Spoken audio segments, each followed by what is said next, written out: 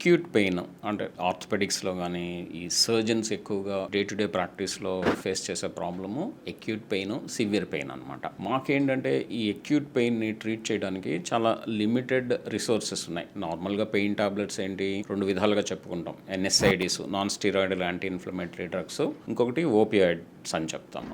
ఈ ఎన్ఎస్ఐడిస్ అంటే మనకు తెలిసింది ఐబుప్రోఫెన్, డైక్లోఫినాక్, పైరాక్సికమ్, నాప్రోక్సిన్.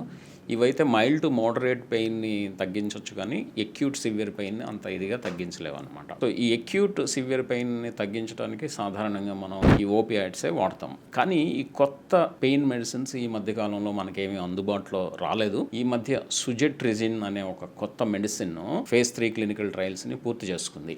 ఇదేంటంటే ఈ సోడియం ఛానల్స్ NaV1.8 అనే ఛానల్స్ని బ్లాక్ చేస్తుంది. ఈ ఎక్యూట్ పెయిన్, సివియర్ పెయిన్లో మనకి ఇది తగ్గించడానికి అవకాశం ఉంది. ఇది త్వరలో మనకి అందుబాటులోకి వచ్చే ఛాన్సెస్ ఉన్నాయన్నమాట.